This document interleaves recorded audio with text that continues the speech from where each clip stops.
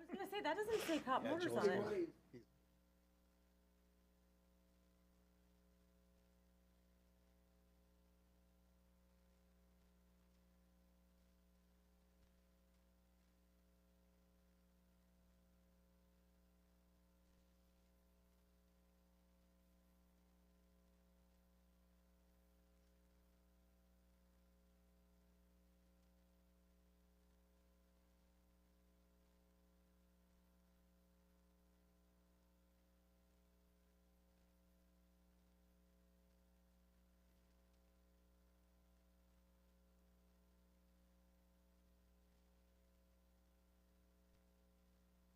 But it was really bad.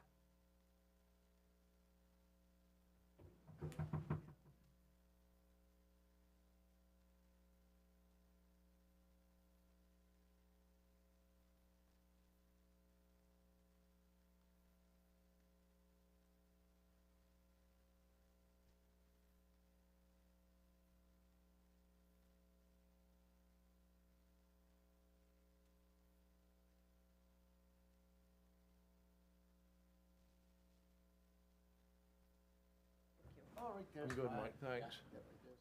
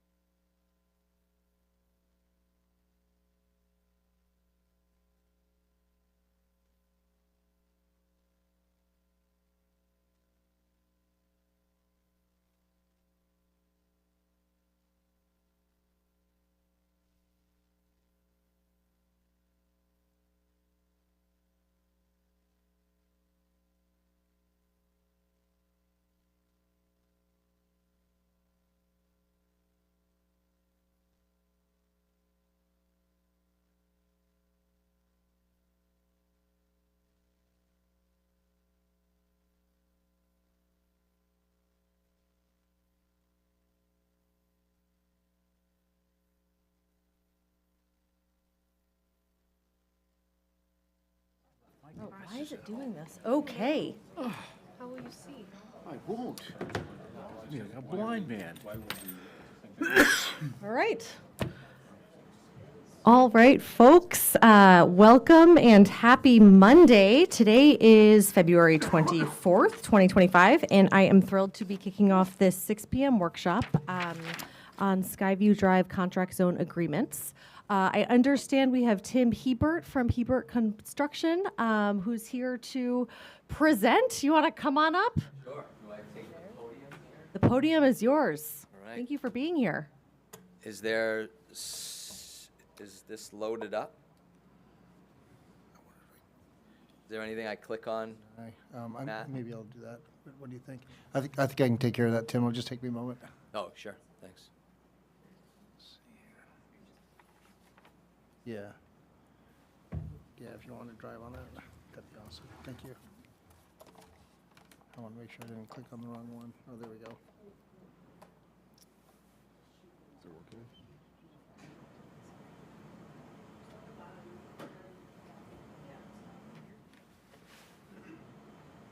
Put that in there. Oh, this is not. Or- Want to hit the,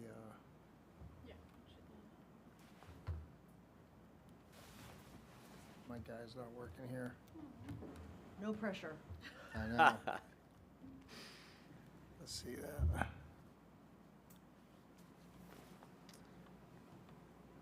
Is there any history?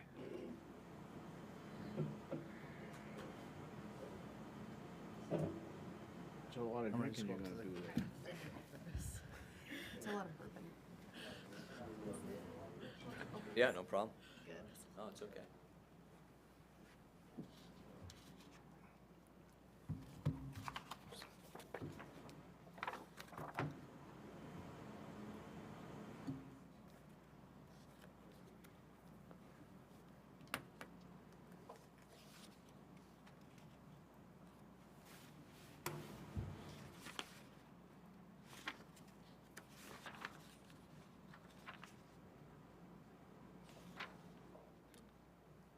Would we have that up there?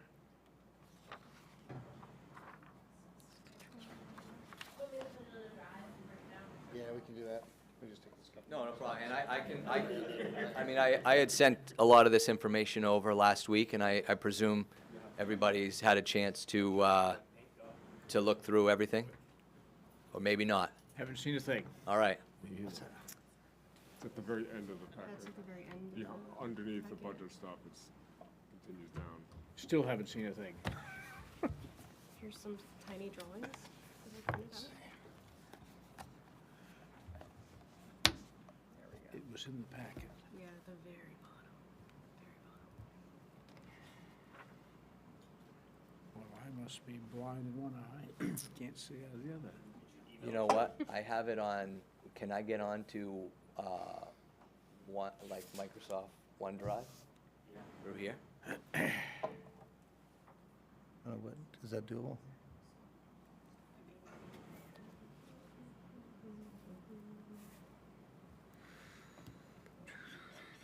That's okay. I don't even know what it is, but maybe if I get it right, you guys will all know it too. I don't want the Copilot app.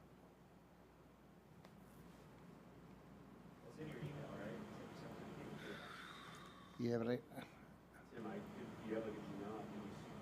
I don't have it. I think Yeah, after yeah, I but worked you'll my have it way on through the something. library, I went right to sleep. I skimmed. I mean, holy Looked at cow. the I didn't even graphs. think about it. If that was gonna be there, I A thought it was lot of gonna be linked to concern more about stuff. taxes and it's good the way it is, and transportation. Ah, That word kept coming right back up. right? Yeah, I don't know. Keep going. I'm gonna Yep. screw that up. Tim, if you want to get started too, Bridget will grab it. She'll be right back down Yeah, with sure. her thumb driving. I'll give you guys some background on why we're here. See it. So, sorry, threw me off a little bit. My name's Tim Hebert. I own Hebert Construction. We're a third, fourth generation family-owned business. Been around since my grandfather started the company in 1943. And today I'm here representing Aaron and Marta Agrodnia, who own Animal Realty LLC. They purchased the land, 30 acres from Peter Kennedy in Cumberland, that abuts Lot 10, which has been developed into some smaller single-family houses. And there was a contract zone that was done on Lot 7. When you pull it up here, I'll show you real quick. Right next to Skyview Drive. So those, there you go, yeah. There we go. Oh, shoot, sorry. Oh. Right there. Can I use this mouse here and just, Yep. so, And she's got, yeah. and She's gonna be right grabbing it, back with yeah. that thumb drive too. So just to cue you in on the land that we're talking about, so we're on US Route 1. The division of, this line right here represents the division of Falmouth and Cumberland, and we'll look at that a little more detail when we see the package. Essentially, back in 2019, Town of Cumberland worked with Peter Kennedy to create a contract zone. At the time, I believe he owned all this land, including what we call Lot 10, which is over here. And these are, this was developed with some single-family residential neighborhood here. These are home ownership homes. And then, as everyone knows, kind of down along Route 1 in Cumberland and Falmouth, a lot of the parcels are all commercial zoned. There we go. I'll let you do that. Oh, there you go. Better.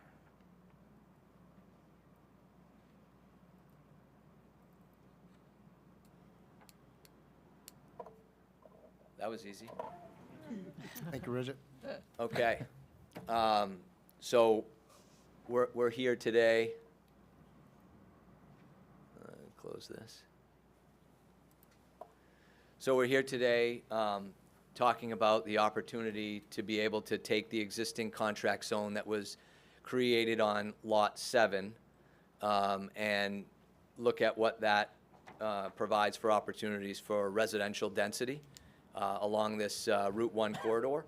And we provided some additional options to increase some of the residential density along Lot 8, which abuts the existing residences that were built on Lot 10. And I'll show you that on the site plan. It'll make sense in just a second. I'll come back to this document here in a minute. So I wanted to provide some historical imagery of the area just so we can kind of get a context of what we're talking about. So I went into Google Earth and just looked at what has happened along this corridor in the last 20 years. So this is the Cumberland-Falmouth line. So this is in 2006. In 2015, you can see that they started blasting and processing gravel for what is going to be the residential development that we're butting up against.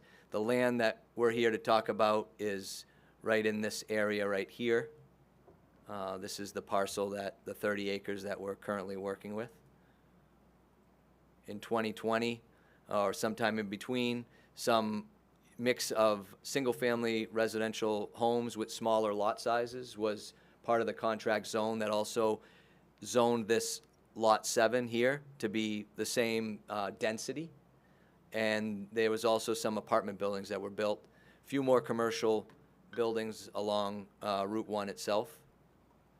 And then in 2024, a couple more commercial entities along Route 1, but for the most part, for the last 20-ish years anyways, and I didn't go back beyond that, this land that we're here to talk about today has been vacant. We're here today to change that. My team, Domus, which is the first ever dedicated workforce housing development company in the state of Maine, is here to look to the council and present some options. Our entity was created to provide affordable workforce housing home ownership opportunities for people that are making anywhere from 100 to 150% of area median income. The contract zone right now, as it's written on Lot 7, the definition of affordability is in the town of Cumberland is 140% of area median income. That's what we're defining here as 30% of the houses that would have to be built, or apartments, or whatever the housing units would have to be deemed affordable under 140% of area median income. So it meets the target market that the contract zone was written for, and Domus is looking to do this as a home ownership opportunity. So the reason why Domus was created and why we're here to talk about this today is it's in a partnership with myself, Jack Soley, and Avesta Housing. Avesta Housing, as you know, is one of the largest affordable housing developers, nonprofit in the state. And they partnered with us together to create this entity because the barriers for being able to deliver quality, affordable, home ownership housing at scale through state and federal subsidies we didn't have the ability to do that at any scale and at any pace. We have a current project in Westbrook as an example of this, where we co-developed a parcel of land, about 3 acres. We built 100 and we'll be building 161 units of housing, of which myself and my partner Jack have already finished our building, which is a workforce housing rental building. And at the same time, we're just about to start construction on an Avesta 55-plus affordable housing project. We started those projects at the same time, but because of the state, the way the funding works and the resources available, it takes longer to get those projects to fruition. And so, hence, that's why we created Domus, to be able to deliver affordable housing, home ownership style, to more residents throughout the state of Maine. And that's what we would like to ultimately create here in Cumberland. All right. So, how do I zoom out here? There we go. So from a plan view perspective, this is what I would reference in the documents as Lot 10. This is the adjacent land that's already been developed. You guys have seen it. These are all single-family homes on, somewhere between 6,500 and 8,500 square feet of land. So a little less than a quarter of an acre, or 0.15 acres. And essentially, when the contract zone was created in 2019, it considered Lot 7 for the same residential density, notwithstanding changing the ability to create commercial. So Lot 8 was left alone and is currently just part of the original zoning. So there's no residential that can be built on Lot 8 at the moment. It's zoned, its original zone, commercial. Today we're here to kind of discuss that and see why we think it makes sense to reconsider that and to make the entire development along Route 1 feel a little bit more purposeful and like it wasn't built in different time frames, that it was all well thought out, kind of like a master plan. So as a result, this is a master plan that we've created with our civil engineer Acorn. And what this is here to represent is, on the right side, I just kind of highlighted it so we would know what we're looking at. This here is what's known as Lot 7, and this is Lot 8. For those of you that have been around in town council for a while, Lot 8 was, if anybody knew, back when Peter Kennedy owned the land, that's the lot that Foley Fitness was interested in occupying. I was working with them during that period of time with Peter as well, and I don't think it's any surprise now, but for their own reasons, they've decided to back away from an expansion of their facility, and that opportunity is gone, at least at the time being. So what we did here is, and Aaron here is part of Animal Realty. They own the entire 80 acres, and I am working with them as their developer to develop it all. Right now, some of you, if you've driven by, you've seen this project here, which is the 42,000 square foot Portland Veterinary Emergency Specialty Hospital. And that is a 24/7 operation, very beautiful building, a lot of residential, New England kind of charm architecture, so it would fit into, you know, a mixed-use residential commercial development very, very well. But that project is currently underway. We just started breaking ground, and we're working to complete that by 2026. So what we did here in Cumberland is we challenged our civil engineer to put together kind of a first draft of a master plan that would consider Lot 7 and the current density based on the contract zone that's in place today for 120 units of housing. How that housing is built, whether it's for sale or home ownership or apartments, is not written in the contract zone. The only thing that, you know, realistically that, you know, we're talking about is the fact that the way it's written today, 25% or 30 of the units would need to be at 140% of area median income or below, of which that's our target demographic anyway. But what we're showing here is kind of an iteration of a master plan that would consider the current zoning in and of it today. And as you look at it, you know, what we don't know when we develop land is, especially on the commercial, you can go out and try to attract commercial tenants, but you have no clue as to who wants to be in this area, off this route, and on this corridor, and timing is everything. And I think that speaks to it in the initial slides that I was showing you in terms of, you know, the type of development that's happened around this corridor over the last 20 years. And so what we've been mindful of is we came in and we talked to staff, and we sat down a few weeks ago and said, you know, here's an opportunity that we have. We're ready. Domus is ready to jump on this opportunity and produce 120 units of housing, and we can talk a little bit about the products and what that would be in a second. But we felt it didn't really feel like it was as well thought out as it could be. So what could we do to improve that?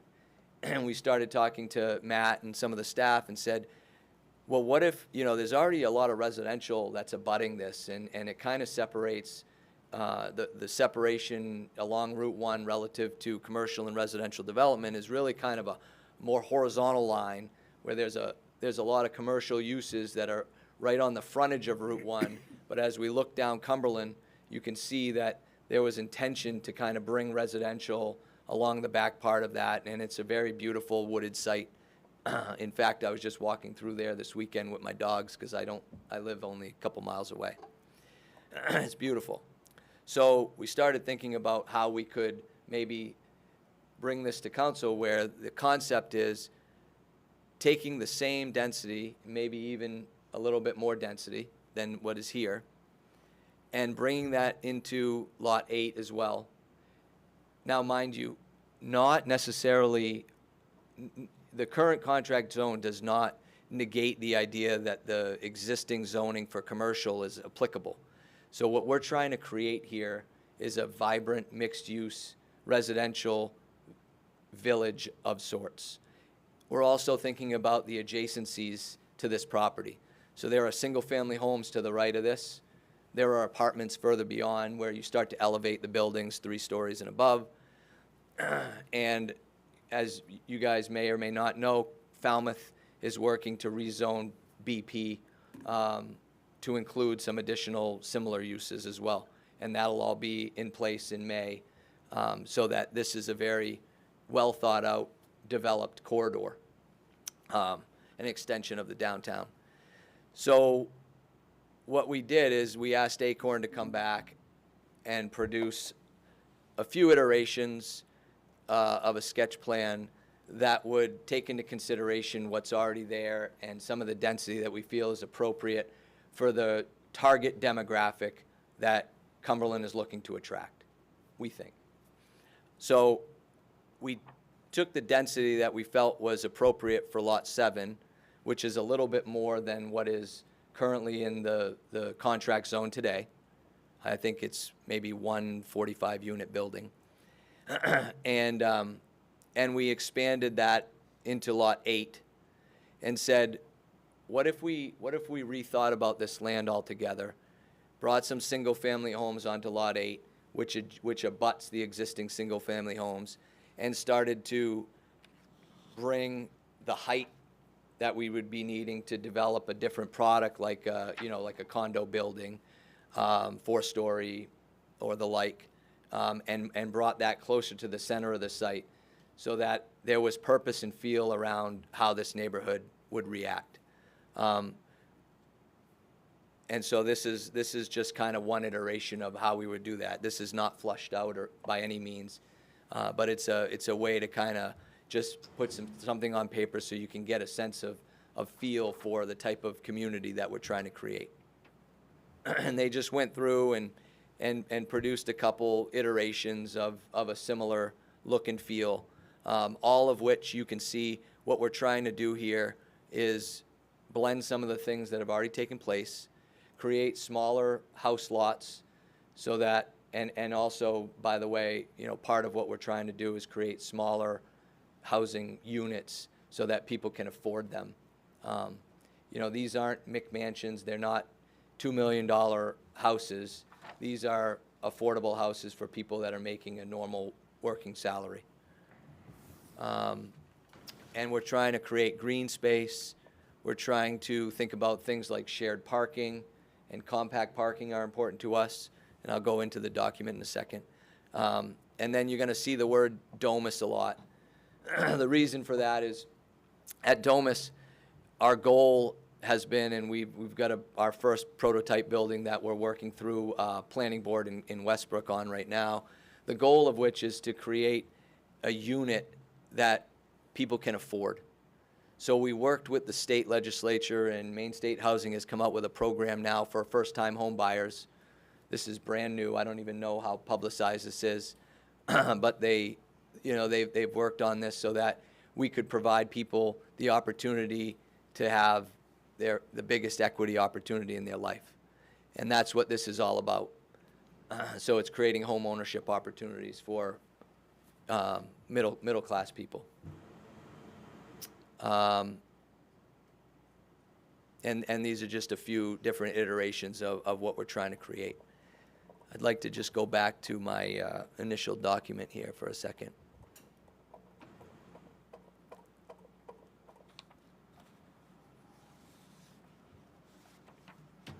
And I'll just walk you through this here. So our project goals, we're here to create high-quality homeownership opportunities for everyone.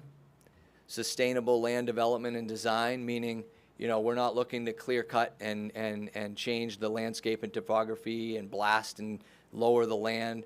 We're looking to work with the land and create an interesting, vibrant neighborhood. Providing a community where people can work, live, and play. So not necessarily like why we showed some of these commercial style condominium buildings closer to the center of the site is because the center of the 80 acres that we're developing is creating this town village center feel where we have a mix of commercial uses, and we feel that we'll be able to attract more smaller commercial uses into the site if we can combine them with other commercial entities along with some residential mixed in. We want to activate the street front and create, look at some of the zoning and ordinances around setbacks so that, the neighborhood feels like a neighborhood, that houses aren't just set back into the forest per se, that the density allows for this to feel like a neighborhood. We want to concentrate on active lifestyle, so providing pedestrian-friendly roadways, providing access to bike paths and nature trails connecting to the Cumberland and Falmouth's existing community of trail systems. The purpose of creating smaller lots is to allow them to be affordable for the working class people. so that you're not producing these lots that are so big that you have no choice but to build $1.5 million, house on a $200,000 piece of land, and to provide, more common area space so that trails can exist and maybe even be taken over by a land trust so that it's a Cumberland amenity in perpetuity. And, we're just providing some housing density for a variety of solutions. So when you think about people that are looking to downsize, they want to downsize, but my own parents, for example, sold their house in Harpswell, and we had the hardest time finding them a replacement home around this area of the state because there aren't very many, let's call them senior favorable one-story living opportunities that are right-sized and don't require a tremendous amount of renovations when you buy them. These are also for young professionals. So in looking to attract businesses, the number one thing that Maine lacks is the ability to be able to scale our workforce housing opportunities to attract young professionals back to the state of Maine. And then just right-sizing these to provide opportunities for a very wide range of people, in this bracket of 100 to 150% of area median income. What we're looking at building for products are smaller units. So on, like, say, the condo buildings, for example, we're talking about luxury condos with granite countertop, stainless steel appliances, tile showers, tile, floors in the bathroom, mini split heat pumps, private decks, high ceilings, nice windows, in-unit laundry, 500 square feet. We've built some at 415 square feet, and if you design them really well, they don't feel small, although that might sound small to this audience. But they're affordable.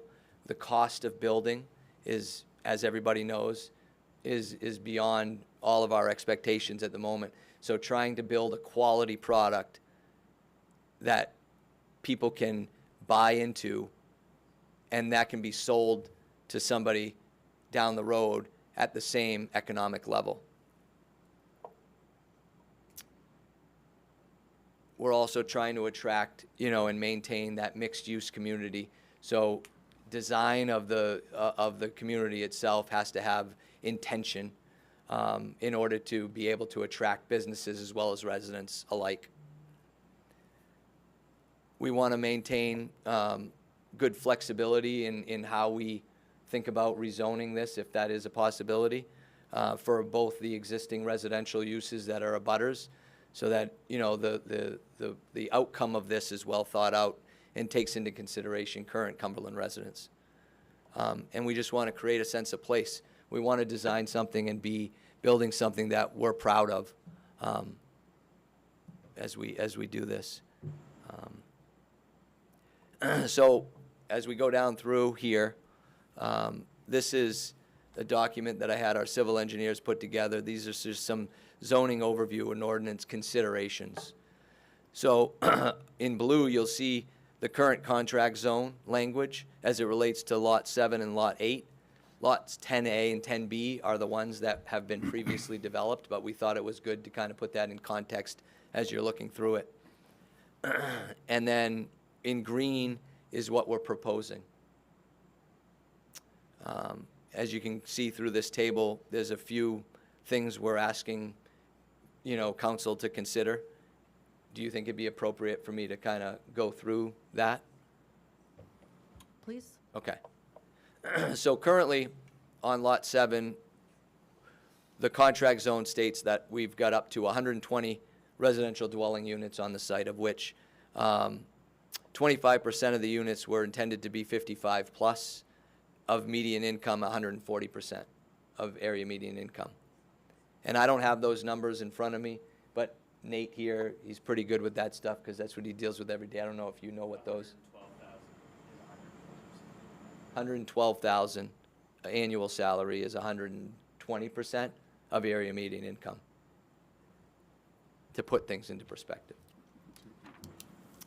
On Lot 8 right now, you currently see that it is only zoned commercial. Um, Allowable building height currently is, for non-residential or multiplex is 50 feet. Single-family home or duplex is 40.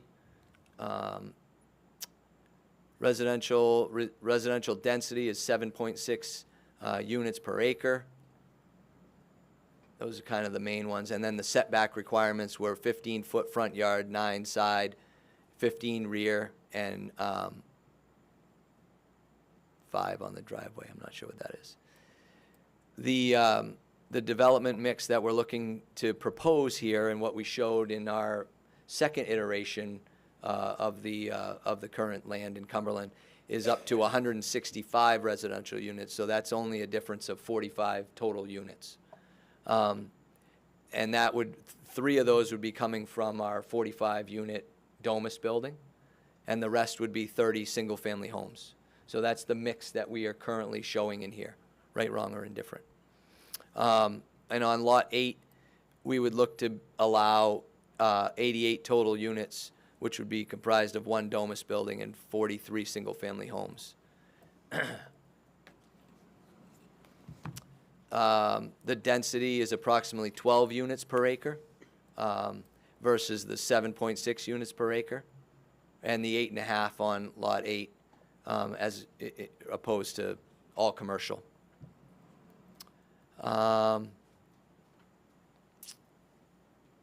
else? So essentially, we're looking at a single-family house lot as sketched at being around 6,000 to 6,500 square feet. So 0.12 to 0.15 acre lots. I think that's important, just for all the reasons that I was talking about earlier relative to trying to provide a lot that someone would purchase rather than hold on to the land and figure out ways to lower the cost of ownership for someone to buy the house. So we're trying to really give people the opportunity to buy the land and buy the home or buy the condo so that they can build wealth in that way. We'd be looking for a little bit of height increase from 55 feet on Lot 7 to 65 feet, and potentially the same on Lot 8 with the addition of some commercial mixed use, if that's the case being. And then we're looking at some of the setbacks, just relaxing some of the setbacks so that we can, like I said, activate the street front, provide a better backyard experience, give a little bit more common space to everybody to utilize. So not a tremendous amount of change, I would say, that we're looking to make in the current contract zone. More so, I think the biggest change that we're looking at is expanding the zoning into Lot 8 to allow for that flexibility and to think about the entire land as one rather than these fragmented pieces in between residential uses, current and new.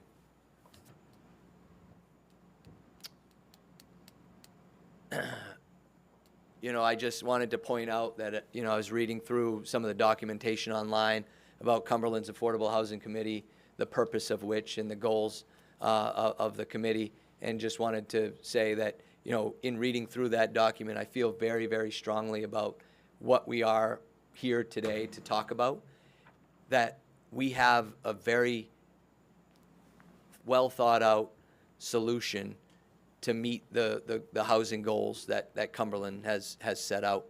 And I provided a link in the document to our website for Domus so that you can see some of the products that we're talking about building and whatnot. And then I just, in summary, just wanted to summarize the actual considerations for today. So expanding the contract zone to allow residential on Lot 8, increasing the density of the current contract zone language per the supporting documentation. We would amend the restrictions relating to some of the setbacks on lot size and height limitations.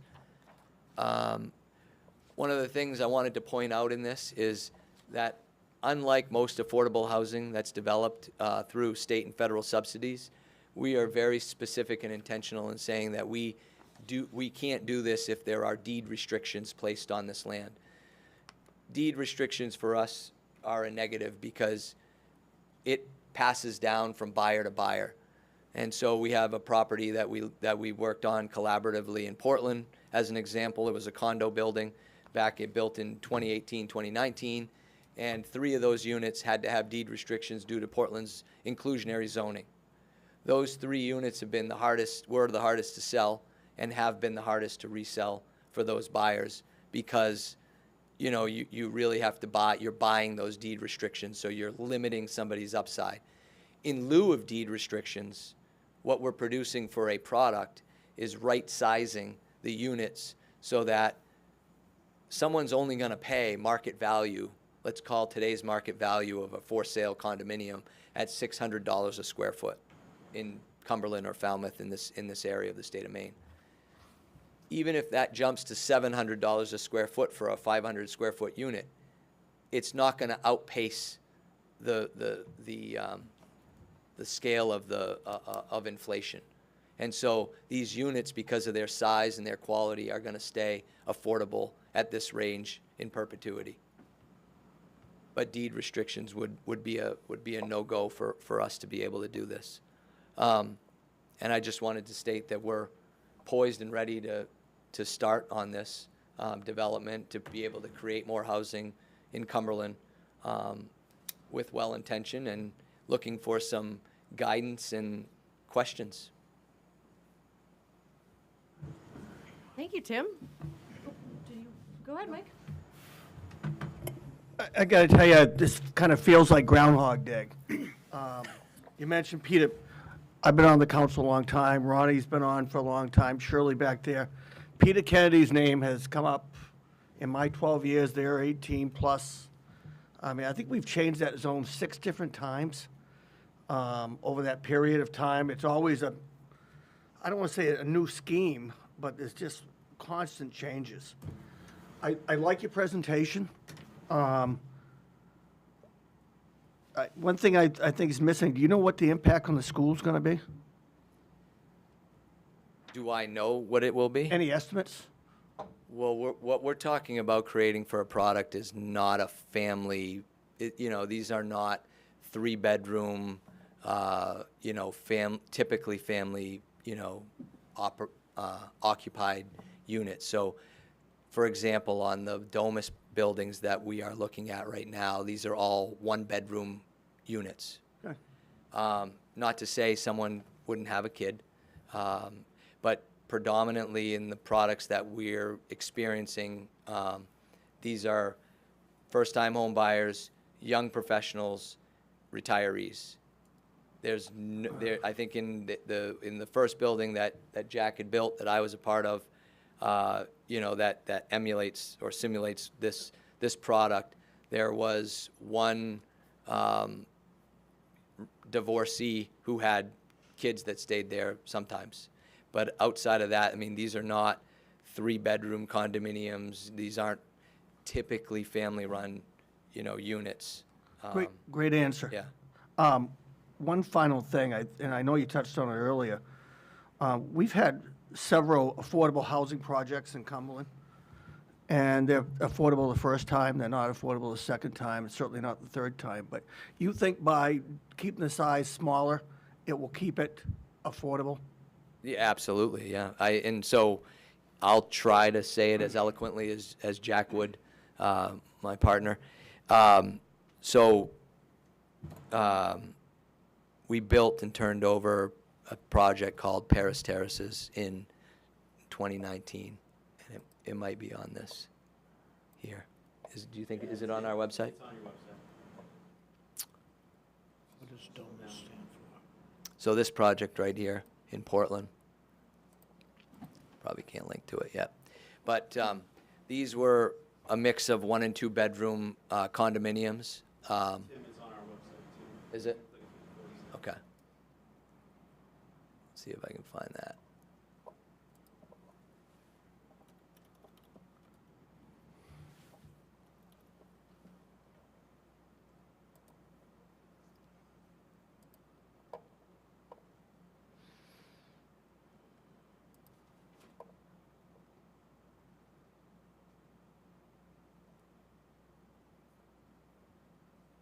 We've done a few housing projects, I guess you could say.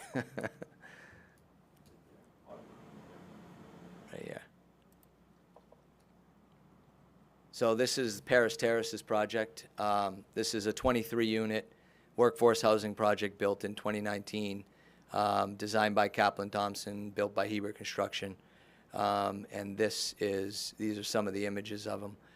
Of the 23 units that were all home ownership, that have all been sold, 3 of them I think were deed restricted. 2 were deed restricted. The rest were open. There was a few on the top floor that we created this kind of signature pop-up.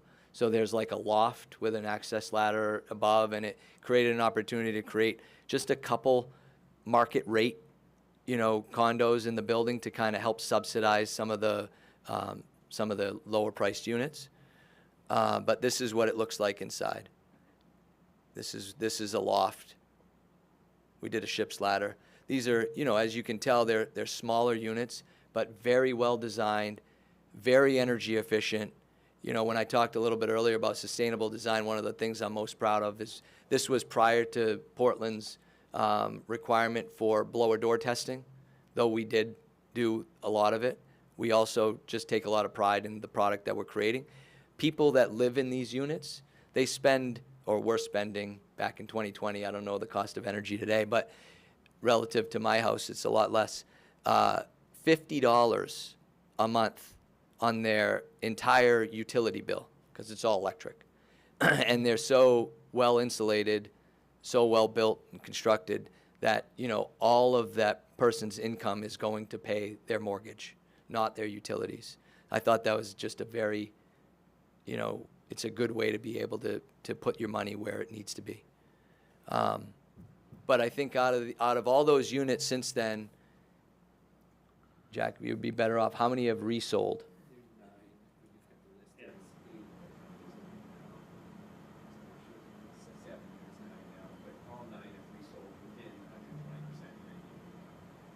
Most of them are around the 108, 112% grade. Thank you. Thank you, Madam Chair. Could you just repeat that into the mic? Yeah. So So out of 23 units, 9 have resold in Portland since 2019, and they've all sold to the next person for less than 120% of area median income. So due to the size and scale of the unit, you're able to keep them. Because no matter what ends up happening is you get into this situation of appraisals, and in the town of Cumberland, let's say you build a house and maybe, like you say, that house is affordable the first time, but then the market happens, and now that 2,000 square foot home is now $1 million or $1.5 million. It's no longer affordable. In this case, you're not going to find another condo that's going to be $2,000 a square foot. So you just can't ever get to that price point when you build them at this scale. And that's what we're also talking about on the single-family homes. So really just trying to create that product that is sized appropriately for people to either get their first bite at the apple, first-time home buyer, young professionals that need to have a quality, living with a good lifestyle, and then, people that are looking to retire and downsize, but they still want the quality of a good, neighborhood to be in. Thank you. Thank you. Denise? Hello. I'm a little curious how you envision the mixed-use portion of it. Is it kind of like Wyeth style, where you've got living above and then restaurants below, like they're doing in Falmouth? Or how exactly do you imagine that? Because Lot 8 in particular, I know there have been a lot of things that have fallen through there, but I'm pretty dang nervous about giving up, one of the only commercial zones. I mean, we do have commercial areas in town, but converting to residential, and then, it's like, well, how much of it is going to be residential? What are we losing? So I'm curious if you have kind of a game plan based on your own experience about how that's going to be designed to keep it more heavily commercial while also allowing those residential units, so we're not losing out on that potential commercial development. Sure. It's a great question. So even Lot 7, although it was afforded the opportunity right now to be part of the contract zone, that contract zone did not negate the commercial zoning that was already underlaid that is already part of Lot 8. So that Lot 7 still has the ability to be a commercial, commercial zoning as well. It just, they layered on the contract zone to allow for residential to be part of it. How do we envision doing that? Well, first of all, what are the type of uses that we envision to see on the site? So, the current draw is we have, 100+ employees that are going to be working there 24/7, 365 at an emergency veterinary practice just on the other side of the town line in Falmouth.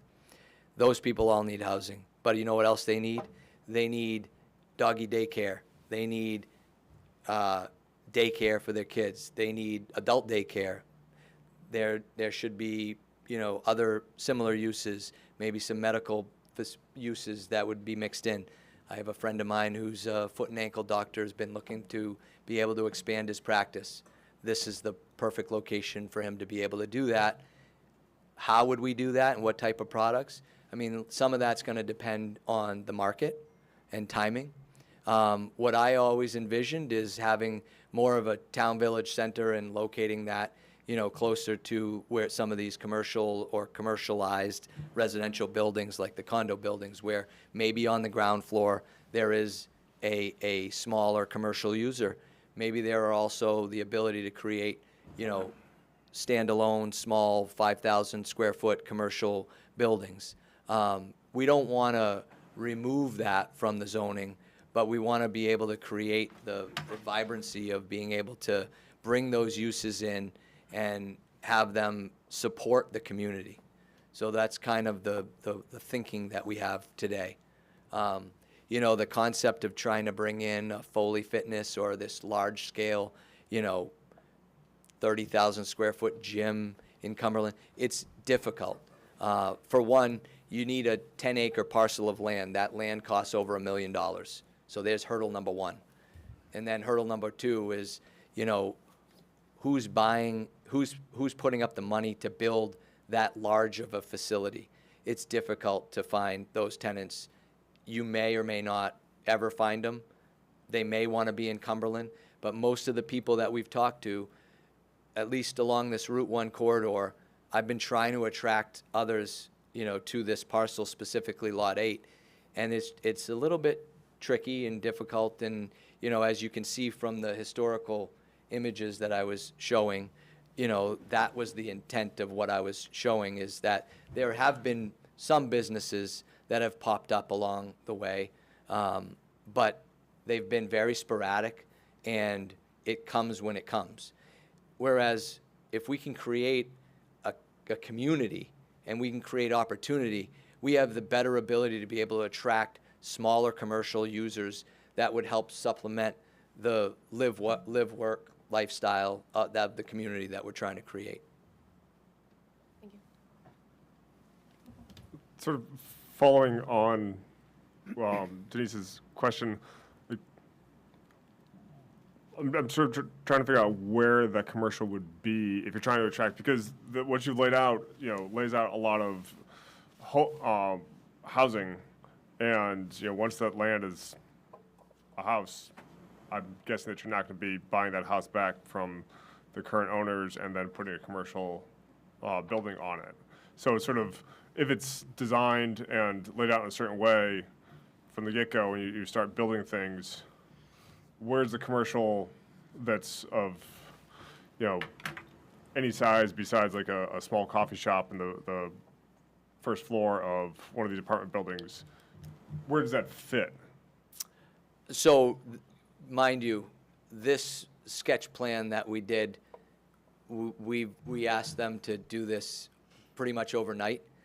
So though it was taking direction from meetings we've had with staff and our own input, it was a land architect interpretation of what we were saying in a meeting. This is meant to provide kind of a sense of scale and directionality. And so what we're looking at here, I'm going to answer your question. I'm working on it, is we thought it would make sense to bring some of these lower single-family uses and house lots to the side where it already abuts an existing single-family neighborhood, and that scale seems appropriate. And then as you come across the site, we've kind of jotted in areas where mixed-use buildings or commercial could be mixed into some of this, and that's why we've plugged in these more condo buildings rather than single-family homes along this kind of center core, was to create more of a kind of a down, like its own little village feel where there would be the opportunity for some commercial, and it wouldn't feel weird if you had a commercial building mixed in with a condo building, but it might feel awkward to have a single-family home next to a commercial site and have that broken up along the corridor, you know, and that's why Lot 8, to me, it didn't make a lot of sense as to why the contract zone wasn't just expanded on Lot 8 from the beginning, because it didn't say, the contract zone's not written such that you can't do commercial. It just provides that overlay of being able to allow for residential as well. So by flipping it a little bit, we're basically saying we're providing more opportunities towards the middle of the site, and we're, you know, in fairness, we're looking at this as 80 acres and trying to create some symmetry here and just a sense where it doesn't feel so broken up year over year. So we envision more of the commercial uses being, you know, closer to the center and the town line of Cumberland and Falmouth. You know, because in front of us here is exactitude down here, and then over to the left is the storage facility. So you know, it just feels more appropriate to try to keep that residential density and residential product very similar to what's already been created, and then expand the commercial to the extent of the size. I can't speak to that. I mean, if we had somebody come in today and wanted, you know, to have 10 acres for some commercial use that was allowed in that zone, we would talk to them. But we felt like this is a better opportunity to be able to mix that with more variety of commercial uses mixed in with the residential. And the Domus buildings, do you design them so they're 100% residential or mixed use, so you can have, you know, commercial on the first floor or first and second floor, and then, you know, residential above that? The one that we're currently designing is all residential. There's no commercial in it, in all fairness. But the way it's being designed, if we wanted to put a small commercial user in there on the first floor, we could. Now, I'm going to back up for a second and say, just give you a little bit of our philosophy on Domus. So Domus itself, what we've done is we've tried to figure out how we can create affordable housing without government subsidies. One way we've determined we are able to do that is by creating a unit, let's say. So we spent our time creating a one-bedroom housing unit. We spent so much time figuring that out so that that unit could be replicated within the building. One of the biggest challenges, I own a construction company, right, and I'm also a developer, and I develop my own buildings, and I'm still flabbergasted by the cost of construction, and I control it. It's incredible. So we've been thinking about the entire process and how do we reduce that cost time and time again? How do we make a process that's repeatable so that it can be affordable? And that's what Domus is. So trying to create that unit type that you don't have to rethink about every time. But that doesn't necessarily mean that building shape and size is what fits this particular property. All that means is we now have a unit that this is the size and scale for what we will create as a one-bedroom unit. Same for a two-bedroom. But we can adjust the building on its scale and footprint and size if there are commercial users that are attracted to this area. So we have that flexibility to reinvent what that building shape looks like. I just have one quick question. I know we're running out of time. You stated at the beginning that there'd be 120 units. Is that on Lot 7 or Lot 7 and 8? Right now, the contract zone is for 120 units on Lot 7 Okay. only. How Lot many- 8 has not been zoned contract zone. How many are you proposing, or do you think on Lot 8? Right now, this is shown as 24 single-family homes. I think if you look in this document, sorry to keep going back and forth here. So what we did is we came up with, we did a layout of Lot 7 and said that we feel very comfortable that we can get up to 165 residential units on Lot 7. And then we took that similar density and said, if we did that on Lot 8, this is how that would work out. So we said 88 units. Whether that really fits or not, that's not what's shown on the plan that you saw. The plan that you saw didn't take this number into consideration. It more broadly looked at the big picture. We zoomed out and said, how do we make this feel better for the existing residents of Cumberland and blend it with some of the things that we know are coming in Falmouth so that it all feels like it's the right scale. We don't want to have, land that you can build a unit every 1,000 square feet in Cumberland. You get this hyper dense, property, and then over on, even though it's the next town over, essentially right next door, it's one house every 10,000, feet. So we're really trying to integrate what's coming down the pike as we look to develop this property. Thank you. One final question, then we'll do a quick recess before we get going. I think you've got a nice idea. I think you got a lot of work to do. There's a big question in my mind between workforce housing and young professional housing. And the dichotomy between those two things need to be worked out, particularly if you're going to bring me on board. I think about workforce housing, and I think about who Ronnie hires, what a state police trooper makes, the people that work in our community who can't live in our community. So there's some work that you have to do there.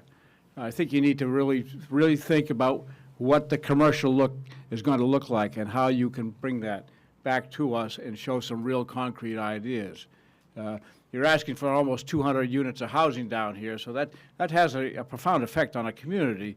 And so if I'm going to grant you anything, I want to see the affordability factor worked in there.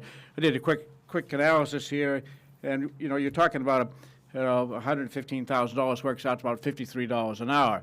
That's pretty good pay for a young professional. I don't see that for people who are working on our community.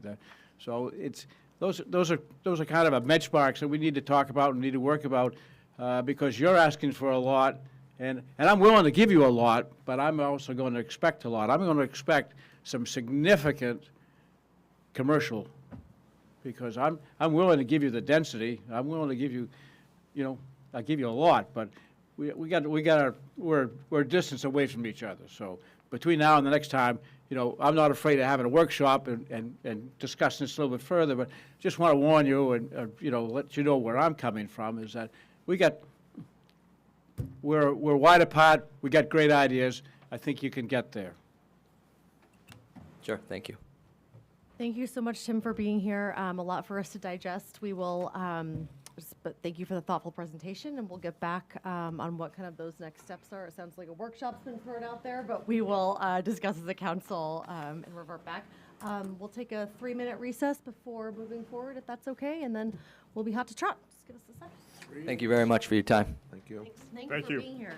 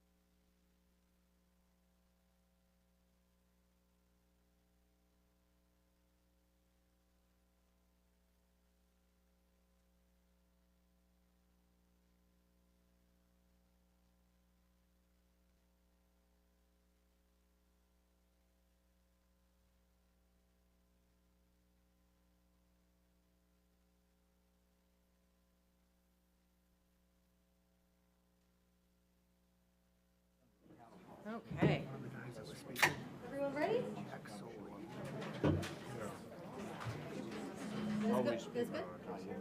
All right. Oh, yeah. Yeah. Guys, we're on.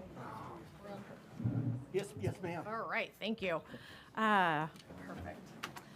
All right, hello, everybody. Welcome. Today is Monday, February 24th, 2025. I call this meeting of the Cumberland Town Council to order. At 6 o'clock, we had a workshop on the Skyview Drive contract zone, and more steps and more discussion to come. And thank you so much to Tim Hebert for being here and presenting to us. So before we get started with our regular agenda items, I wanted to take a moment to acknowledge that the town of Cumberland is aware of the ongoing national conversation surrounding athletics and our MSAD 51 students. While this topic has drawn attention far beyond the campus. Sure. Oh, sorry. Is that better? Can you hear me now? Okay, perfect. I will restart. So kind of acknowledging here tonight that us as a town are aware of this larger ongoing national conversation surrounding athletics and our MSAD 51 students.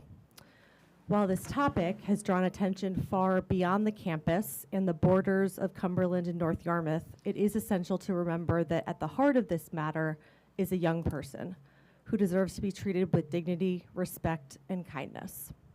MSAD 51 follows the athletic eligibility rules established by the Maine Principals Association, which aligns with the Maine Department of Education and the Maine Human Rights Act.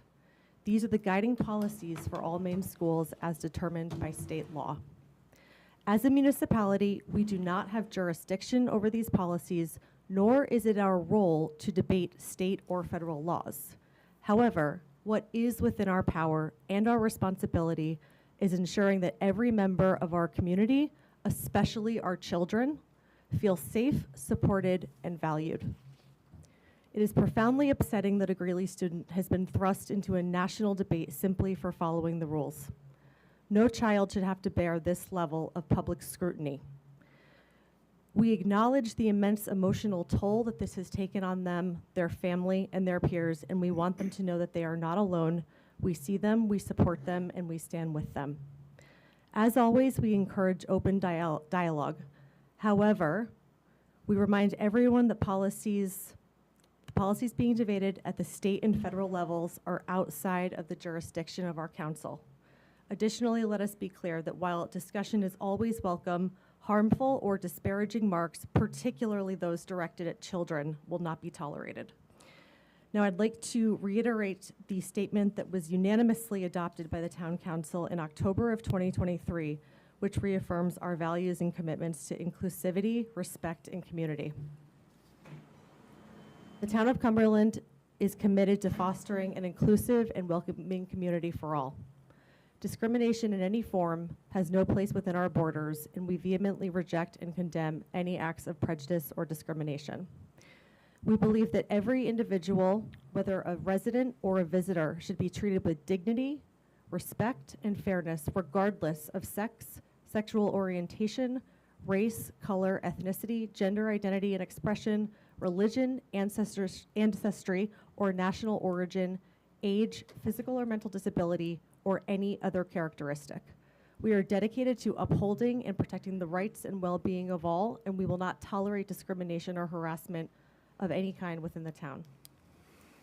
Our strength as a community lies not only in what unites us, but also in our uniqueness. We celebrate each other's individual contributions and perspectives. Ensuring Cumberland is a place where everyone can thrive and enjoy a high quality of life, free from discrimination, is a mission that we will continually prioritize and work to see through. While speaking up may feel intimidating, we encourage all residents to report any incidents of discrimination or harassment that they may witness or experience. Our doors are always open, and we are here to listen, support, and take action against discrimination in all its forms. Please join us in promoting tolerance, understanding, and empathy. Together, we can build a brighter and more equitable future for Cumberland. Thank you. Thank you for that. First up on the agenda, we'll be moving into public comment. First up, we have our is the approval of minutes from the February 10th, 2025 meeting. So moved, Madam Chair. Thank you, sir. Is there a second? Second. Give that to Ron. Caught my eye. Give the next one. All right, we have a motion and a second. Is there any discussion on the motion? All those in favor? Unanimous, Brenda. Okay. Next up, we have the manager's report. Mr. Sturgis. Thank you, Go ahead. Madam Chair. Good evening, everyone. Purpose of my report this evening is to provide an update on our key operational matters within the town, including tax deadlines, project approvals, budget processes, financial audits, and upcoming events. Unfortunately, I have a reminder, the second half property tax bill will be coming out shortly. The second half is due on March 17th, and those reminder bills will be coming out this week. I have an update on the MSAD 51 school construction project. It did receive its approval from the planning board last week at their meeting, so they shall be moving forward swiftly at this point in time. They are still working on their traffic movement plan that they're working on with the state, and there were 14 different conditions of approval that came with that, so they'll be working on getting those completed as well prior to construction. The annual budget process is underway, and all staff members are currently engaged in the annual process. Final reviews are taking place this week with all the department heads, with myself and Finance Director Helene DiBartolomeo and Assistant Manager Chris Boldick. Speaking of finances, the annual financial audit is on the home stretch or in its final stages. We anticipate completion by early March, ensuring transparency and accountability in our financial practices. So we're all looking forward to that report being complete. A review of the financial documents that we have attached to this evening's council agenda indicate the following: that revenues are tracking at 76% of anticipated levels, and while we are only at 66% of the year being complete. Expenses are currently at 65%, which is tracking below the anticipated levels, so we're in decent shape there. The town, on the comprehensive plan, process is continuing, and the town received 5 responses by deadline today for the request for proposals for comprehensive plan consulting services. These proposals are going to be reviewed and presented to the comprehensive plan committee at their next meeting with a recommendation. And then one, I guess, scorecard event to keep in mind. On Father's Day weekend, the Trek Across Maine, I received notification, will be riding through Cumberland. Nice. This year, they're looking to be riding, and that'll be on June 15th, so be advised to stay away from Route 88 if you would like to be away from about more or less 800 riders. So I will be one of them, so I'll make sure they're on their best behavior as they ride through town. But it's between the Falmouth Town lines and the Yarmouth Town lines, so I'll be anxious to see how that goes, and hopefully, yeah, everybody will be riding safely. But I figured it'd be good to get that information out early. But that's all I have, Madam Chair. Madam Chair? Yeah. Matt, I know I said it the last time, but your Public Works crew did a great job. A couple heavy hitter storms. Thank you. I know they were stretched out over a long period of time, but what they had with the wind and everything, the crew did a fantastic job, all the storms. No, thank you for that. That last one was an ordeal. The drifting after that was it was 24 hours straight for the team, and they did a great job, and not a peep. They really we're grateful for their efforts, but that was a tough. How's the 10-day mailbox stretch. count this year? You know, we haven't set the record high yet, but I think there have been a number of casualties, Councilor Eads. Unfortunately, we do have a budget for that, though. So, Thanks, Matt. Thank you. Just on that note, I think we talked about this offline, but we did have some residents asking if and when power outages were happening, if Town Hall would still be open as a warming center. I know that I used to have a great time plunging toilets and refilling the coffee, and I have thrown my hat in the ring to do it again. But did you want to just touch on that briefly, or would you mind? I will, and thank you for the reminder, Madam Chair. Yes, in the event that we do see significant storm events, you can count on council chambers being open. We will have this as a warming location for folks in case you do need it. We dodged it this last storm. We anticipated a significant icing event and quite a bit of widespread power outages, which we had very little. So we were lucky on that, but that is our plan on a going forward basis. And I think we're going to have to get a little bit of a reminder out in the crier as well, that folks can know that that's available as a resource for them, especially in those times of need. You know, we have electrical outlets. We have most of the time, you know, a solid heating system here and a good dry space, so with power. So, but we are happy to host for sure. Perfect. Thanks so much. All right, moving right along. Up next, we have public discussion. Public discussion is for comments on items that are not on the agenda. Comments are limited to 5 minutes per person. Rebuttal comments will be limited to 2 minutes. Public discussion topics may be brought up again under new business for further council discussion. Is there anyone here that would like to speak? Okay, I think we've got someone. I'm Mike Doyle. I live in New Hampshire. I'm up here to visit. Can I get the thing set for 2 minutes so I can make a rebuttal to what you said? We'll start with the 5 minutes, so let's start with that. And I do the 2 minutes afterwards? We'll see how it goes. Thank you. I wanted to congratulate you on making a decision not to use the recycled tires in the artificial turf anymore. Natural turf is much better. I started this inquiry 11 years ago with the town of Falmouth, and this is what they provided me, the material safety data sheet. None of the material had ever been tested because they knew it wouldn't pass a test because it was so toxic. And every one of these things, every these check marks right there, they're all no data available because they never tested for it. Synthetic infill, which is ground up tires, not good. NBC report focused on Amy Griffin, a soccer coach in Seattle who compiled a list of 38 American soccer players who had been diagnosed with cancer. 34 were goalkeepers. Griffin, an assistant coach at the University of Washington, has continued to track other players. According to an article that appeared in the April 2016 issue of Athletic Business, her list now contains at least 203 athletes with cancer. 159 of them were soccer players. While early studies in crumb rubber showed that the tiny pellets contained traces of toxic elements. I did a story about this on my website, falmouthtoday.me, which had 10 million hits in the last 3 years and 54,000 new readers on a distribution list of 25 names. And it said how much toxic material is good for your child. And this is dated August 22nd, 2016. The report that I had that I thought was interesting, the difference between cancer treatment here in the United States and the United Kingdom is a woman with breast cancer has a 97% survival rate in the United States versus a 78% survival rate in the United Kingdom. It's 3% against 22% death rate, 7 times higher in the United Kingdom because of their medical system. And this picture shows the little gray stuff down by their feet. That's the crumb powder getting off the turf up into the air where they're breathing. If you have a goalie, they're diving for the ball all the time. They're getting this in their lungs, in their nose, in their throat. Terrible situation for people.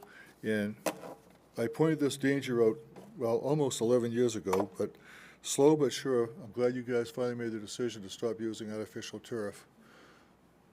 And I can do 2 minutes of rebuttal. You've got 2 minutes left, and if you take on 2, you'll have four total, so go for it. I was interested in what you said about the comments about what's going on here. I have no idea what the details are, but you cannot restrain public comment in any form. Even hate speech is protected by the First Amendment, and there are 6 U.S. Supreme Court decisions on that. So be careful what you prohibit, because some woman got cut off at a school board meeting in another state. She sued the school board and got a $3 million judgment against them that they had to pay. So be careful of how you whitewash all the conversation that you don't like, because it's all protected conversation. And if somebody has a mental disorder, I don't think it's incumbent upon all of us to fan the flame and agree with it.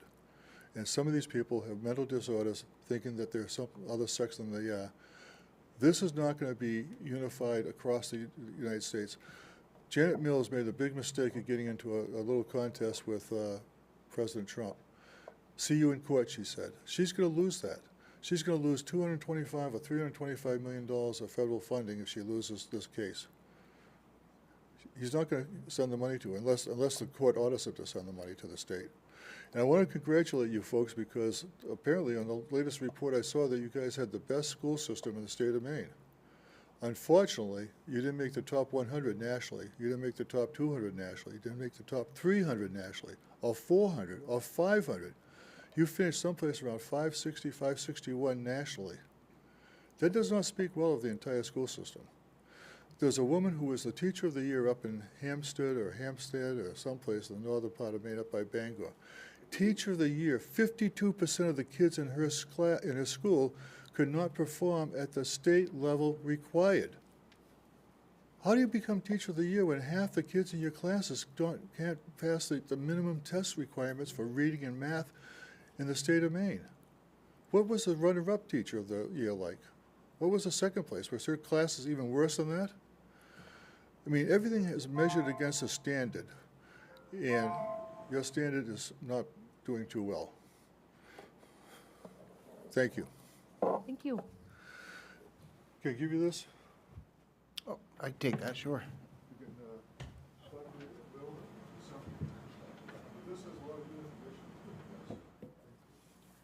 Is there anyone else that would like to speak during public comment? Please come on up.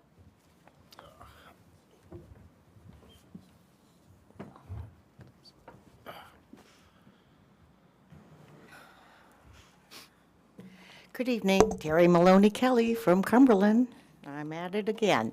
So I had originally thought I was going to come down for the budget workshop, which didn't happen tonight, and then sat through the workshop for, I got to make sure I use the right words, for the potential. Have you drive?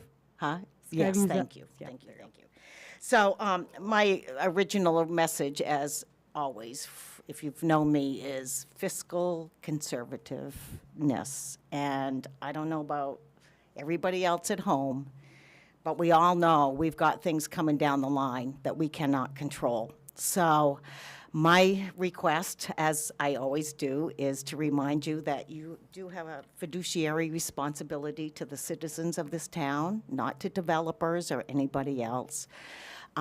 With the unknown of financial situation and what is going on in our country, I really need to ask you folks to really be cognizant of all of the decisions that are going to be made with our budget. So, you know, whether it's new items, maybe we shouldn't have some new items for a little bit to see what's going to happen. And items that are in the budget that are not fully funded perhaps need to be put on pause. Out of just respect for your fellow citizens and those of us in particular who are already and have been, and you've heard me say for the past couple of years, really feeling the pinch. And we have no control over what's coming down. So that was one of my messages. I found the workshop extremely interesting. Here, you know, it's about housing, folks at home. I know it's hard to pay attention. But this particular proposal concerns me a little bit. I was happy to hear that at least some of you aren't willing to just give up a potential commercial zone once again to residential. The other aspect of this particular project is the fact that this is, I appreciate it's a private project. What is unfortunate for Cumberland is the fact that the commercial aspect of this project is going to be in Falmouth. Falmouth is going to reap the benefits of commercial tax revenue. We all know in Cumberland, we are desperate for commercial tax revenue to help those of us that are bearing that harder burden as residents. So I know it was a workshop. I heard several different things that just really piqued me. One of them was 18 months ago here in Cumberland, a 72-house project was approved in West Cumberland, and part of the sales pitch for that was to keep it affordable was deed restrictions. This proposal, at least tonight, they made it very clear, deed restrictions would not make their project viable. So my question is, how? If we were told that that's the way to keep a home viable and affordable when it gets sold in the future, and we are really looking for affordable housing opportunities in Cumberland, I really ask you to be very focused on how you can make sure, if should you proceed, that that's a guarantee for folks in this community. Sustainability, we are not sustaining our community right now. We cannot continue to have folks move out after they have put their kids through school, and other folks that are staying a long time, the cumulative effect. So for me, no, it doesn't matter for me anymore. I'm here. Whatever happens in the next 10 or 20 years will not make a difference.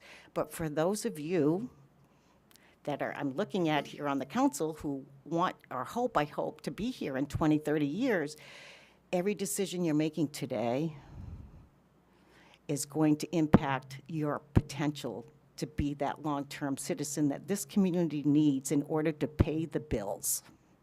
So please consider that. And I want to put a plug in for the library because I can't stay, but honestly, they are our cultural center. That's who I see as our future for culture in this community. And I'm not a big book reader, but the programs that they put out are phenomenal. So thank you, and thank you for your service. And I agree, the Public Works Department has done an amazing job. Thank you, Terry. Is there anyone else that would like to speak as part of public comment? Okay, we will close public comment and get moving on legislation and policy. As part of legislation and policy, there is always an opportunity for public comment. Per Article 2, Section 7 of the Town Charter, there will be an opportunity for public comment after each item on, or as part of each item on the agenda. Comments are limited to 5 minutes per person. 25-016 to proclaim the last Friday of April as Arbor Day in the town of Cumberland. We have the chair of the Lands and Conservation Commission here, Mr. Mike Schwint. Not sure, Mike, if you wanted to hit anything on this, but I'd be also happy to read the proclamation out if folks would like to hear it. Does that sound good to everyone? Okay, great.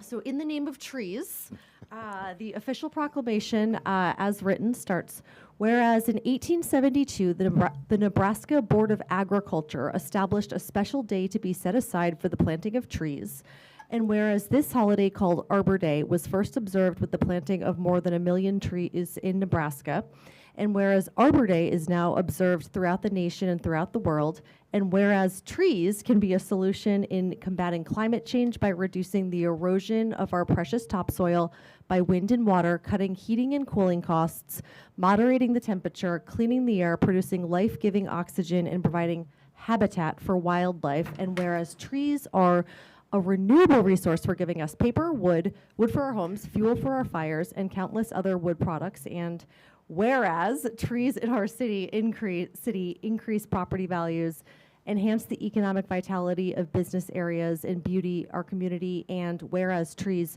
wherever they are planted, are a source of joy and spiritual renewal. Now, therefore, we, the town of Cumberland, Maine, do hereby proclaim the last Friday of April as Arbor Day in the town of Cumberland, Maine. We urge all citizens to celebrate Arbor Day and to support efforts to protect our trees and woodlands. And further, we urge all citizens to plant trees to gladden the heart and to promote the well-being of future generations. Dated this 24th day of February 2025. I think we might have a little bit of context as well around the town orchard, maybe, Mike, and also some of the donations I think that we received as part of that. Would you mind giving us a little reminder there? Thank you, Madam Chairman. Mike Schwint, with the Lands and Conservation Commission.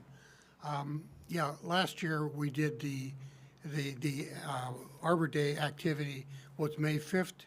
We planted 56 trees out in the orchard out there, got it started. We also did a number of other things. This year, we're going to spend some time out there doing some work in the orchard again. Remember, we not only had the 56 we planted first, we also got another 100 trees later on. This year, we're going to be doing some maintenance around all those trees. We're also going to get our keystone trees started over there on the side bordering the town forest. Remember, we ordered a number of trees, keystone trees, which are essential for the species in our area. Got them started, and then in October we gave away about 200 of them at the library one Saturday morning. So that was a good start on that. This year we've got another 300 trees on order. We're going to get them started again. Some of them are going to go out as keystone giveaways. Some of them are going to go into nursery beds, if you will, so we can see what we can get started to work on replacement trees in the town forest and places where we're getting rid of the invasives. So we're off to a running start. We hope this year we get everything signed off so we can get our little signs along the road coming into town saying Tree City, USA. So that's kind of what we're working on. So all those things together, and we appreciate your support of this resolution. Thank you. I saw the Tree City in Falmouth today, and I got really jealous. So I really hope that this comes through. Is there anyone from the public that wants to comment on this before we move into council discussion? Okay, I will close public comment. Council discussion. Any thoughts? Oh, yeah. Go for it. So this is me again plugging that the Orchard Subcommittee of the LCC of said orchard is looking for more people to join the committee. So if you want to pull weeds, prune trees, take care of them, replant trees, in case some of them die, unfortunately, which might happen. If you are interested in helping design the overall plan of the orchard, because it's kind of a blank slate, sensory garden for kids is on the table, berry trellises, a willow tunnel you can walk through. It's basically a blank slate. So anyone who has an interest in that, or just simply pulling weeds and mulching things and just getting dirty, it's there, it's available. And as well as helping plan this Arbor Day celebration, that's also on the agenda.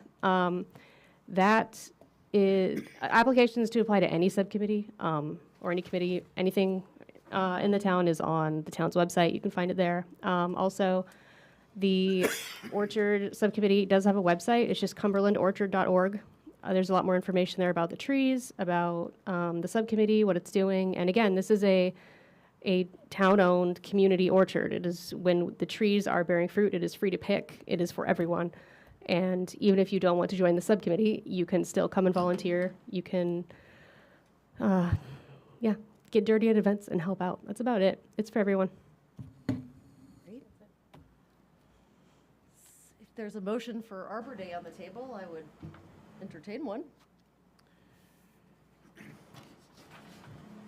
me see if I can read this without my glasses. We, the Town Council of Cumberland, Maine, do hereby proclaim the last Friday of April as Arbor Day in the town of Cumberland, Maine. We urge all citizens to celebrate Arbor Day and to support efforts to protect our trees and woodlands, and further, we urge all citizens to plant trees to gladden the heart and promote the well-being of future generations.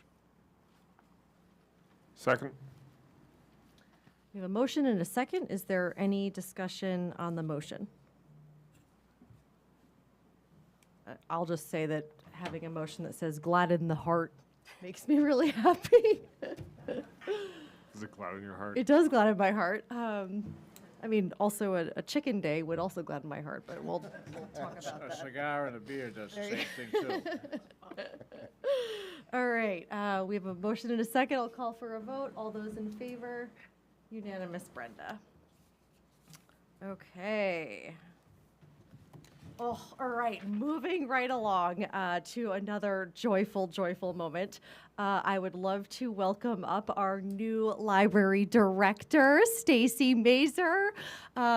Congratulations. We are so happy to have you in this role. We are so excited to hear all about the results of your amazing survey that I know you put lots and lots of effort into. Yes, thank you. Let me just cue this up. Well, thank you. My name is Stacy Mazer. I am the Prince Memorial Library Director. And thank you so much for having me here tonight. I'm here tonight to share the accumulation of the last couple months of works that we've been doing on putting together a strategic plan for the library. And so this is something that we're hoping will sort of guide us over the next about 3 years of operations.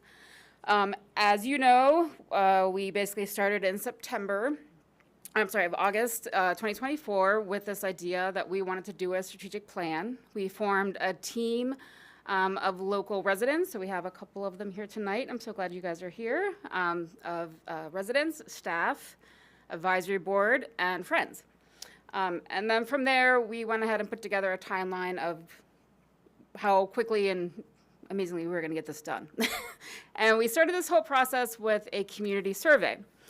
That went for about a month and a half, and then in November we closed that. We received around 1,000 responses, which is a really good turnout for a survey. And then we also hosted a number of listening sessions for both our community and our staff. And from there, we have come up with a new vision and mission statement for the library. And really, as you know, a vision statement is typically where you're hoping you're going to be in the next 3 years. And then the mission statement is sort of where we are right now. So we're really hoping that over the next couple years that we're championing environmental, economic, and social responsibility, and that we're creating a place within our community where people feel like they can connect with each other and with the resources that we have. And as always, we want to make sure that's focused on inspiring that spirit of curiosity that we have and being a connected community. With that, we also came up with some new values that will hopefully help guide our strategic priorities. You can sort of read through them here, but they're mostly focused on connection, innovation, trust, learning, and enrichment. And what those did is they sort of informed our 4 strategic priorities. Our first one is flexible spaces. And what we're hoping to do is balance our very busy library that we have. If you've ever been into the library on a Tuesday evening, we can be kind of noisy. And so we've heard a lot in our survey that people are looking for sort of that quiet space to come into the library at times as well. So we're hoping to start to explore what we can do to make that more of a priority for our space. We want to make sure we're incorporating environmental sustainability, and we have done a lot of work already with the Sustainability Committee on that, and we will continue efforts along those lines. But this is really looking at our building and what we can do with our building to make it sustainable. And then finally, we're really looking at doing some really deliberate assessment and planning for what the future of the library might look at. So we're working with the Historical Society, the Expansion Committee, and we're planning out what we might be doing in the future with our space. And if you guys have any questions at any time, just interrupt me, ask me. I'm happy to answer them. We want to make sure we're engaging and connecting with our community. And we really want to do that by weaving our presence into our community. And that's basically deepening and expanding those municipal partnerships that we have. So as you just heard, we've hosted a tree giveaway with the Orchard Committee. We are working with the Environmental Sustainability Committee on a number of projects. We work with the North Yarmouth Waste Committee on all kinds of different projects as well. And we really want to basically continue to do that and expand that. The library has done such a good job over the last 5 years and since COVID of expanding beyond our walls. That's the expansion we've done. We've moved into hosting events at West Custigo and utilizing the Hala now when we need to. And we want to continue to do that. There are so many partnerships that we can make with local businesses, with local organizations. We really want to make sure that we're doing that. And then finally, we really want to make sure that we're offering events that are cross-generational. We've heard very strongly in the survey and in our listening sessions that people enjoy when they get to do events with families, or if they're an adult and they don't have kids at home anymore, or they like to see when there's older people around. So our most recent one was Puzzlepalooza, right? And we had a large cross-section of ages at that event, and they had a good hour and 20 minutes of puzzling, trying to do a puzzle event.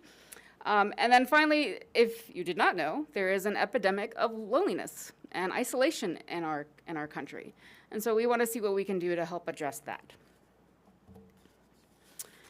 We want to make sure that our community sees us as a trusted and responsive organization. And so that falls into basically making sure we're fostering inclusion and a sense of belonging with all of our members. And then we want to look at seeing if we can be a more reliable emergency service. So you had mentioned warming shelters. We're going to explore, with Matt's help and police and fire, what it would take to maybe have the library be a warming center, basically, for our town. We have a lot of people that show up when the power goes out and our generator's running, and we're like the second living room. They like to come and they sit and they read and they hang out with their kids. But what else could we do? So we're hoping to look into that a bit more. There is an environmental sustainability part of this as well, but that's more outward facing. We want to help our community learn about environmental sustainability with this. So it's what events can we host, what speakers can we have come in, what initiatives can we highlight that would help people learn about being environmentally sustainable in their own life. Our final strategic goal is learning and discovering, and this is sort of the bread and butter of a library. We want to make sure that we're trying to be that neutral, reliable hub for civic discourse, and we want to make sure that we're offering that depth and breadth of digital and physical materials that they are looking for when they come into our doors or access us from their phone. So we'll be looking at what we can do to strengthen that and meet that need. So that's really it. We had a great team of people. These are all the amazing people that were on our strategic plan. And I will take questions if you have any.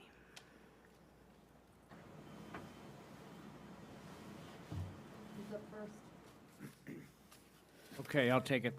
I was very impressed by the depth of your survey. It was,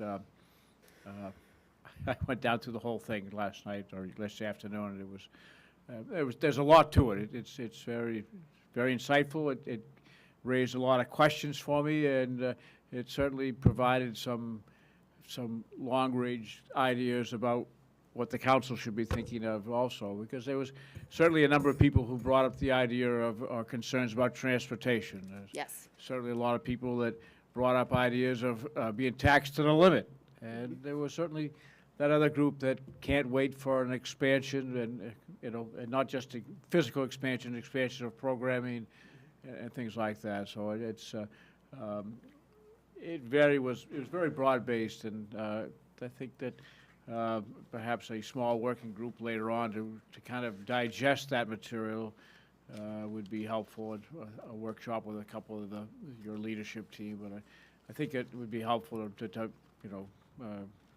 of look at some of those points and coalesce around them, and I really want to see what it is that you want to do in the next 5 years, how you bring forward an expansion program, or if you bring forward an expansion program. So I don't have any really questions, but I appreciated the depth of the presentation to us, and certainly the materials that were provided for us online. Oh, good, excellent. And so you would have also received sort of this very plain version of the strategic plan. It has possible activities that we might pick up within the next 3 years. Our very first step with this plan is we're going to take our staff and split into teams, and they'll work on help generating the ideas for what we're going to work on so that they have buy-in and they feel like they're part of what we're hoping to accomplish with this. In reference to your comment about transportation, while the library, we can't build a sidewalk, we can certainly host events and speakers that help community members feel like they're informed about those concepts. So that comes under that environmental sustainability piece for us. And we are definitely hoping that we can offer that as a service to our community. Go for it, Mike. Welcome back. Thank you. Yeah, you're off to a really good start. Thanks. I'm just curious, what is the split between North Yarmouth and Cumberland members of the library, the percentages? We have been a pretty solid 70-30 for forever, basically. So one of my goals is to have that North Yarmouth community grow within our walls. And we're planning, as I look at Kelly and Jennifer, to do lots of library card drives over the next 6 months to a year to try to get more of our residents to have a library card. We serve 2 amazing communities, and we want to make sure that they feel like they can access the services that we offer. Thank you.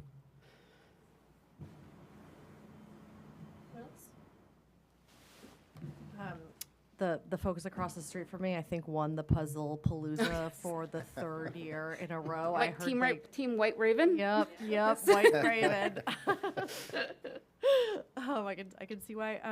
Thank you so much for this. I remember in 2019, I was here as part of the bicentennial team, and before that, I don't know if there was a study, but there was maybe looking at the potential expansion, and Yes. there was a question about, or I think one of the presenters talked about how the library has become a center for a particular person who had been recently widowed. And kind of going into the epidemic of loneliness, I think sometimes people don't always know what an incredible space it is, just because of the way that you naturally kind of foster these like intergenerational relationships. And it's such a wonderful thing. And you guys are doing an awesome job, and I love that was kind of woven into your strategic goals as well. And just thanks for the good work. Anything from anyone else? You've got a couple new members of the advisory committee. Yes. And we're expecting a lot from them. Mary Lou's here You today. let us know if they're not living up to it. Okay. I think they're going to be fantastic. I think they're going to be great. Is there anyone from the public that had a question or wanted to make a comment? Okay. So just to end, I really want to thank the team of people that worked on this document, both the residents and the staff. We would not have had this document without all the hard work that they equally put into it. So I'm so thankful that I got to work with them. We agonized over words and sentences, and it was a lot of fun to work on it. And I am excited about what we hopefully can bring over the next 3 years to this community with this plan as sort of a framework. And it's a living document. We want it to not just sit on a shelf. So it should be evolving and changing and responsive to whatever's going on in the community. And I hope that it is. We're here to support you. Thank you so much. Thanks. All right, next up, we have 25-018 to consider an act on authorizing the town manager to execute a 5-year lease agreement with Huntington National Bank for the lease of 65 Easy Go golf carts, 5 Easy Go utility vehicles, and 25 GPS screens. I understand these are the Easy Go, they're fully electric, right? Golf carts? They certainly are, Madam Chair. Exciting. Yeah, this is the replacement of the fleet, basically. What they found is the current fleet of carts that we have there was on a 6-year lease, and what they're doing is Easy Go is swapping these out and buying out the last year of that 6th year and replacing it with the 5th year, with a 5-year life of new Easy Go golf carts. The terms, unfortunately, I papered you with all of the the terms of the deal that Huntington gave us, but the town's attorney has worked on all this and reviewed all the documents, so has found that everything is according to where it should be, and worked with their department as well to make sure all parties are on the same page.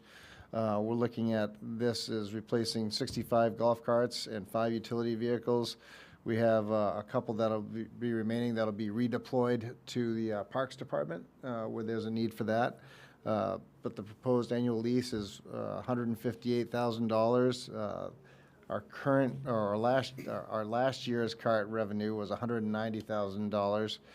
We forecast that for the next fiscal year to be $208,000. So it more than pays for itself, but it also, we're looking at it to improve the experience as well. I will say the GPS models are pretty neat to see in action. If you get off the path that they want you to go on, or you try to go someplace that you aren't supposed to be, they shut down. I tested that. They do shut down immediately, and it's kind of unsettling because you're like, oh, I don't think it's going to restart. It gives you enough time to think about it and back up. So Can I get my wife one of those? yeah, we could be happy to arrange a test drive, Councilor Vale. But I know Toby Young has worked on this, worked really hard on this as well, and so we come forward with this recommendation this evening for the council to act. Great. Would anyone from the public like to comment on this, on the Easy Go golf carts? Or the GPS systems? It doesn't have to just be the golf carts. Okay, okay. No public comment. Council discussion. Sure. Let's hear it. I have a question about the GPS carts and the advertising capability. I know that the Lions Club golf event, that's one of like the perks is sponsors get their advertisements on the screen or whatever as people golf. Is that something that we are already doing, or that with these new ones we can expand that? And is that something like a planned use of those is just slap ads everywhere? I think if there's a way to generate more revenue from that, the team at Valhalla will find a creative way to find a way to monetize it. It is a useful little medium. It's it's like a mini billboard basically, but you can get messages out there and it rotates through. So yeah, if there's a way to do it, I think that we'll definitely try to monetize or find any revenue generating opportunities. Can we like tell people to subscribe to the Crier on there? Good. Whitney's New very flash convincing. vote survey going out soon. I don't know. Useful things. Thanks. Yeah, you're welcome. Oh, Andrew? So just to confirm with the GPS, so we have 40. Those are staying. We're getting an extra 25, so we'll have Full a fleet. GPS for every cart. And then the next question is why, and I like this, I hope it comes true, but we're projected to jump $18,000 in revenue. Is that our rental prices going up, or are we just expecting a great summer of golf and people are going to use it more, or what? It's kind of a combination of both. The rates will be going up a little bit for, to basically annual growth that we'll find for greens fees and greens fees with a cart, so they can use that a little bit better. If you've got a better experience with a newer cart, you can charge a little bit more as well. So there is the revenue generating side of that as well. And then, yeah, that would put it across our full fleet of all 65 at that point would have the GPS units in there. And so we tried, I don't golf, so forgive my ignorance, but the ones with GPS cost more than the ones without GPS? Or is it just? No, it's just a question of value added, I Okay. think, for the whole experience. Golfers can still cheat, though, on their scorecards with the GPS. That tradition stays out there. Should we charge extra for allowing them to cheat? And then, Oh my God. It's not like bowling where there's nowhere to hide. Andrew, I didn't understand the whole GPS thing, but my buddy lives off Greeley Road in Buddhist, and he goes, if I leave the fairway, go to my house, which is probably 100 feet, it will shut down the minute he hits his grass. Yeah. It's pretty cool system. It's the work that Toby Young has done at that course that I've learned just over the past year is nothing short of amazing. He's really, that's his baby. And I spent a morning there one year. He was kind enough to invite me this summer to come out and pre-tournament and saw all the things they did. And it was, to watch that you know, the team in action is pretty amazing. But to hear what Toby knows about that, and you know, he's worked with Bridget as well a lot on digitizing a lot of all of the information that we have on there with Valhalla. So he's value added in and of just with what he does there. But he and Nick are always looking for ways to improve the experience there. But Toby's really amazing with the work he does. Ron? Mr. Manager, in this lease agreement, is there also a maintenance agreement? Like, I mean, if a battery goes bad, are they liable to replace the battery, or is that on the town dime? I think for a period of time, I know there's a warranty for X amount of years, and then after a certain period of time, then I think we in a sense own it after it gets out of its warranty period. And the only reason I ask is I have an old electric golf cart, and the battery costs more than the golf cart's worth, so that's why I asked, so, yeah. Yeah, Councilor Kopp, that's a great question, and yeah, I think that's another good reason why to have a five-year lease. Exactly. You know, it's Keep like, them any longer. year 6 could have surprises that we don't want to pay for. Yep, perfect. It's like you work in the automotive sector. Okay, any other council discussion? Would take a motion if there is one. I'll give you a motion, Madam Chair. I move to authorize the town manager to execute a 5-year lease agreement with Huntington National Bank for the lease of 65 E-Z-Go golf carts, 5 E-Z-Go utility vehicles, and 25 GPS screens. Second, Matt. right. Bob had it. All right, we'll give it to Bob. We have a motion and a second. All those in favor? All right, unanimous, Brenda. All right, 25-019 to appoint a town council liaison to the Cumberland North Yarmouth Joint Standing Committee. We formerly had Councilor Di Bartolomeo, now Finance Director Di Bartolomeo, as the one of the reps on that board. As she is no longer on the council, we need to appoint a replacement.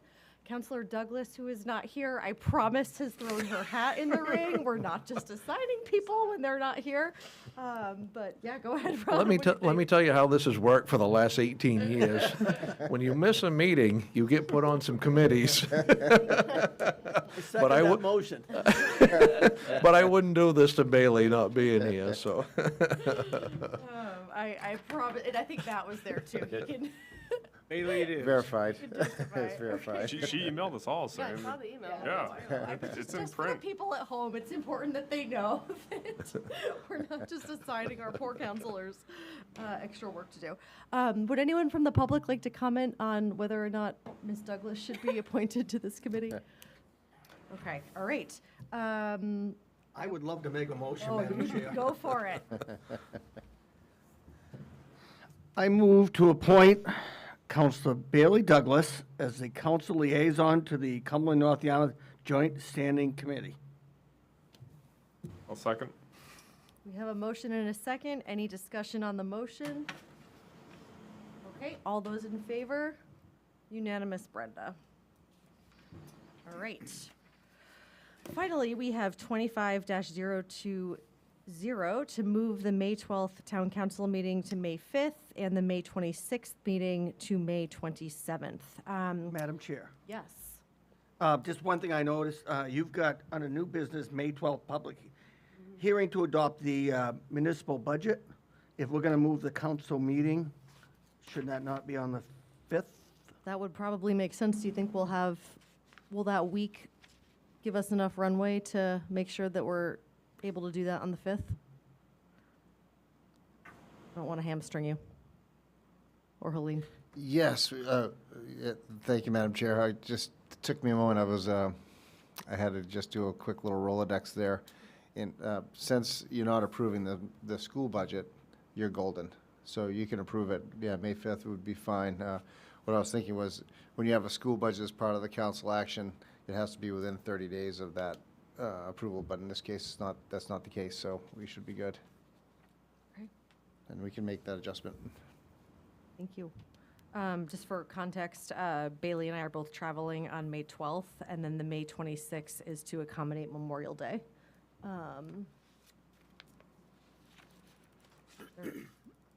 Anyone? Need to constrain your travels. Thanks. Thank you, sir. Madam Chair, I'll give you a motion. Is there anyone from the public that would like to comment on this agenda item? Okay, then I would take a motion. Madam Chair, I move the May 12th Town Council meeting to May 5th and the May 26th meeting to May 27th. Second? All right, we have a motion and a second. Any discussion on the motion? Call for a vote. All those in favor? Unanimous. Brenda. All right, new business. Mr. Eads. Just two things, Madam Chair. First, we lost another member of the Cumberland community. Ronnie went to school with her. Tracy Valenti was Richardson, and our condolences to her family. Finally, I just want to say, regardless of where people stand on the current issue, I thought your presentation was wonderful tonight. Spot on.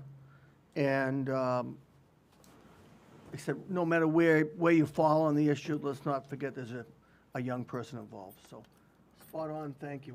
It was appreciated. Thank you. That's all I have. I appreciate you. Councilor Magoon? Just another reminder that the LCC is going to be hosting a woodland landowner workshop on March 12th, right here in the council chambers from 6:30 to 8:30. They'll have lots of great speakers and tables and information, and it should have a lot of great information.